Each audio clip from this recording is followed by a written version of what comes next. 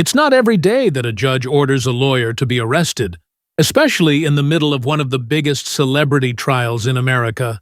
But that's exactly what happened inside a Georgia courtroom when Judge Ural Glanville turned his fury on Young Thug's defense attorney, Brian Steele. In a moment that shocked legal experts, stunned viewers, and sent social media into a frenzy, a respected attorney was suddenly facing jail time, not for breaking the law, but for refusing to break his ethics. It all started with one secret meeting, a quiet conversation that was never supposed to happen, and definitely never supposed to leak. But when Steele found out about it, he did what few lawyers would ever dare to do. He stood up to the judge himself. What followed was a tense courtroom standoff, accusations of misconduct, and a decision so extreme that it ended up backfiring spectacularly. Because in this story, the man holding the gavel is the one who ended up being judged. But how did it all spiral out of control? And how did a moment of courtroom drama become a lesson in power, privilege, and professional ethics? Let's break it down. From the moment the Young Thug RICO trial began, everyone knew it would be messy. What started as a major crackdown on gang activity in Atlanta quickly turned into one of the longest, most chaotic trials in Georgia's history. Prosecutors accused Jeffrey Williams, better known as Young Thug, of running a criminal street gang under the name YSL, Young Slime Life, and using his record label as a front. The charges were massive: racketeering, gun possession, and drug trafficking. It was the kind of case that blurred the line between hip-hop and the streets, between fame and felony, but the real story wasn't just about Young Thug. It was about what was happening inside the courtroom. Delays piled up. Witnesses refused to testify. Jurors dropped out. One court reporter even went viral for apparently falling asleep on the job. Every week, something new seemed to go wrong, and through it all, Judge Ural Glanville, the man overseeing the trial, was determined to keep control. He'd already faced criticism for being too strict, too secretive, and sometimes too emotional from the bench. But no one expected what would happen next, because when one witness refused to take the stand, Glanville made a decision that would spark one of the most heated confrontations of his career, and turn this already dramatic trial into a full-blown courtroom explosion. But before that confrontation, there was a meeting, one that should have never taken place. And when defense attorney Brian Steele found out about it, everything changed. It started quietly, behind closed doors, before most people in the courtroom even knew what was happening. On the morning of June 10, 2024, Judge Ural Glanville met privately in his chambers with a key witness, the prosecutor, and that witness's attorney. No cameras, no defense lawyers, no Young Thug's team, just them. The meeting was about a witness who had refused to testify. Even after being granted immunity, the judge wanted to convince him to speak.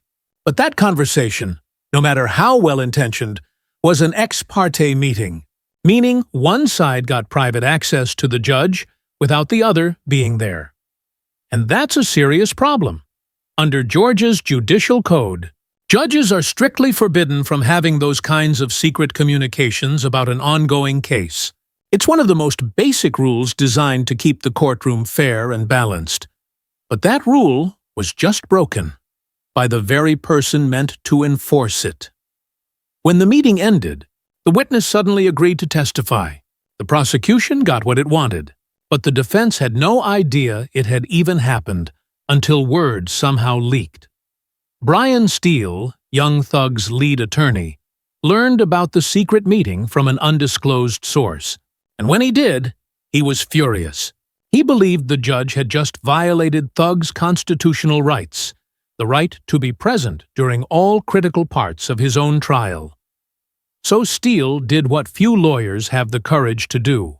He walked right into open court, on record, and called out the judge himself. It was a bold move, one that would soon ignite a firestorm no one saw coming. Because the moment Steele opened his mouth, Judge Glanville's calm courtroom turned into a battlefield. The courtroom was packed when Brian Steele stood up and dropped a bombshell. In a calm but deliberate tone, he told the judge that he'd been informed about a private meeting between the court, the prosecution, and a key witness, a meeting that none of the defense lawyers had been told about. He cited constitutional law, Georgia statutes, and even a previous Supreme Court case, all pointing to one fact. What just happened wasn't just irregular. It might have been illegal. As he spoke, the tension was thick enough to cut with a knife. Steele didn't shout. He didn't grandstand. He simply laid it all out, line by line, explaining that young Thug and his co-defendants had a right to be present during any discussion that could affect their case. But then, the tone in the room changed. Judge Glanville leaned forward. His voice sharpened. Instead of addressing the alleged violation, he wanted to know how Steele even found out about the meeting. "Who told you that?" the judge asked. Steele refused to answer. The judge pressed again. "I'm asking you directly. How did you get this information?" Steele stayed firm. "I'm not telling the court," he said. "That's attorney-client privilege." That's when the judge's patience snapped. He warned Steele that if he didn't reveal his source, he'd be held in contempt, meaning jail time. Steele didn't flinch. He calmly replied that he'd rather be held in contempt than break the ethical code that every attorney swears to uphold. It was a rare sight. A lawyer refusing a judge's direct order, standing on nothing but principle. And for a moment, it was completely silent. Everyone in that courtroom, from the prosecutors to the jurors, knew they were watching something historic unfold. But what happened next would turn that quiet tension into a full-blown explosion, because Judge Glanville was about to do something no one expected. Judge Glanville's tone shifted from calm to commanding. What had started as a debate over courtroom procedure had now become a direct test of power. He leaned forward from the bench, his voice cutting through the silence. "You have 5 minutes to tell me who told you about that meeting." 5 minutes. That's all the time he gave one of Georgia's most respected defense attorneys to choose between his freedom and his ethics. Steele didn't waver. He stood tall, hands clasped, eyes locked on the judge. He wasn't being defiant for show. He was protecting the very foundation of legal integrity. Revealing his source could expose confidential communication, potentially with a client or another attorney. It would have shattered trust, ruined reputations, and violated every rule of professional conduct. But Glanville didn't see it that way. To him, this wasn't about ethics. It was about authority. And in his courtroom, authority wasn't up for debate. As the clock ticked, the tension grew unbearable. Steele calmly repeated that he could not and would not disclose his source. Then, without hesitation, Judge Glanville dropped the hammer. "Mr. Steele, you are in contempt of court." The words echoed through the courtroom like a gunshot. Gasps rippled through the crowd. Even prosecutors looked stunned. In that instant, the judge had just ordered the arrest of the defense attorney. Right there, in the middle of an ongoing, nationally televised trial. But as deputies moved to escort Steele out, something strange happened. He didn't shout. He didn't argue. He simply turned to his client, nodded respectfully, and said, "I'll be back." It was a moment straight out of a movie. A lawyer willingly walking into custody rather than breaking his code. But this wasn't the end. Far from it, because within hours that decision, the judge's order, would explode beyond the courtroom and into national headlines. And soon, the very system Judge Glanville represented would come crashing down on him. The moment Judge Glanville declared Brian Steele in contempt, the courtroom erupted. Reporters in the gallery scrambled to tweet what they'd just witnessed.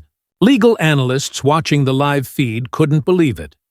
A sitting judge had just jailed one of Georgia's top defense attorneys for refusing to reveal a source. To most people, it looked less like a courtroom and more like a power struggle. As deputies led Steele away, the atmosphere turned tense and uneasy. Young Thug sat quietly at the defense table, his expression unreadable. His entire legal team was suddenly without its lead counsel. The prosecution looked uncomfortable, almost stunned. But behind the scenes, the backlash began instantly. Other attorneys and legal experts across Georgia, even those who weren't fans of Steele, started speaking out. They said Glanville's order was a dangerous abuse of judicial power, a move that threatened the independence of every lawyer who dared to challenge authority in court. Because here's the thing. Lawyers are supposed to protect privileged information, even if it puts them in tough situations. That's part of the job. It's how the justice system stays fair. But now, one judge's ego had just turned that principle upside down. The defense team immediately filed an emergency motion to overturn the contempt charge. Within hours, the story blew up nationwide.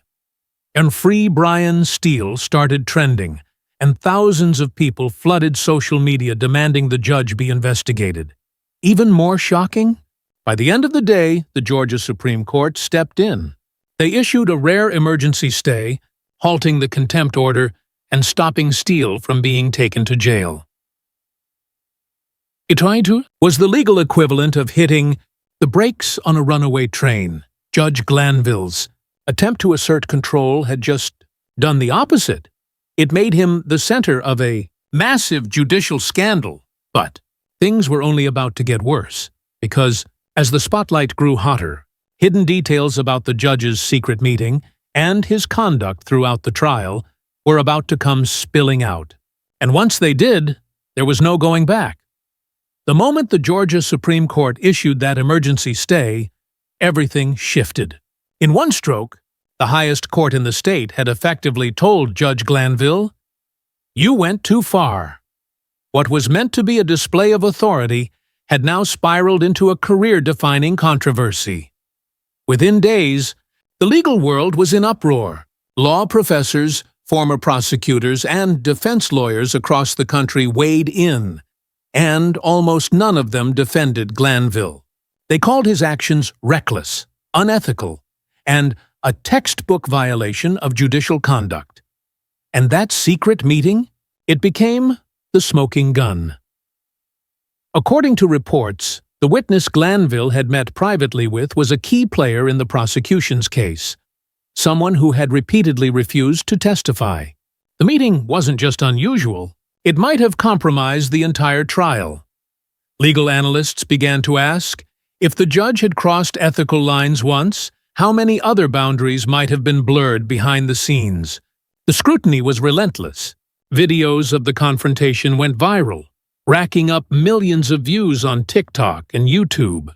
Clips of Brian Steele's calm defiance spread, with captions like, "This is what integrity looks like," and "The judge just ended his own case."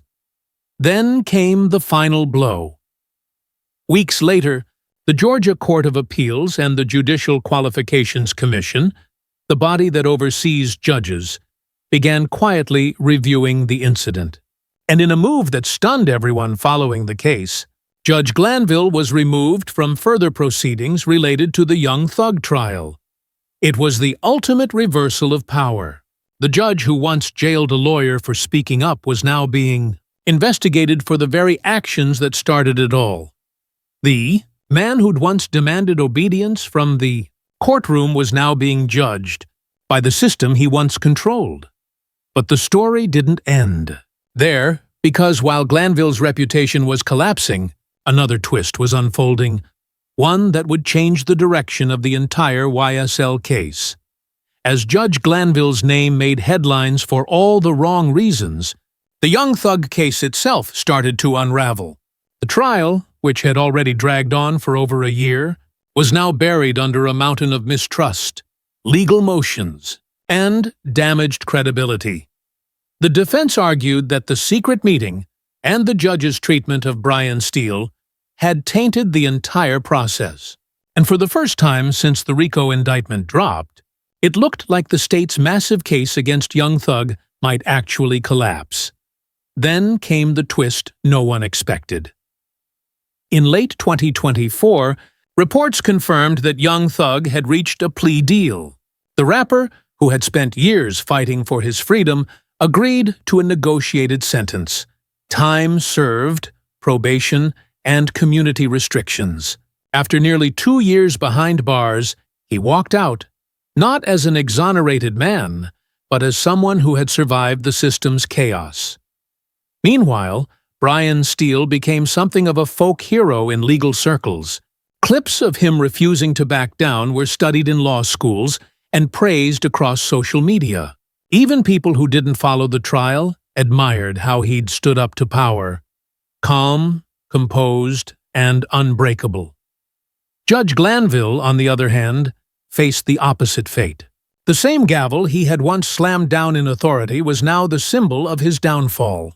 His judicial decisions were being re-examined, his reputation under review, and his legacy, once marked by toughness, now forever shadowed by controversy. In the end, the man in the robe lost his authority. The man in the suit kept his integrity. And the man in the jumpsuit, Young Thug, walked free. But beneath all the legal drama, one lesson echoed louder than any verdict. Power without accountability will always crumble. And even in the courtroom, truth finds a way to fight back. When the dust finally settled, one thing was clear. This wasn't just a courtroom drama. It was a reckoning. The Young Thug trial had started as a RICO case, but it ended as something much bigger. A public showdown over power, ethics, and accountability in the justice system. Judge Glanville wanted control. He wanted order, but in his rush to assert authority, he crossed a line that no robe or title could protect him from. And Brian Steele, a man who could have played it safe, stayed quiet, or bowed his head, chose instead to stand for something deeper: principle. It's rare in any courtroom to see a lawyer risk jail to defend ethics. It's even rarer to see that risk spark real change, because thanks to that one moment of defiance, Georgia judges are now under tighter scrutiny, and conversations about judicial overreach are louder than ever before. For Young Thug, the saga ended with freedom and a second chance. For Brian Steele, it ended with respect, not just from fans of the rapper, but from an entire legal community that saw what true courage looks like. And for Judge Glanville, it ended with silence. The kind that comes when the gavel you once controlled finally falls on you. In the end, this wasn't just about one rapper, one lawyer, or one judge. It was a reminder that justice doesn't belong to those who wield power. It belongs to those who question it. And sometimes, it only takes one voice standing alone in a crowded courtroom to remind the world that truth, no matter how inconvenient, can't be silenced.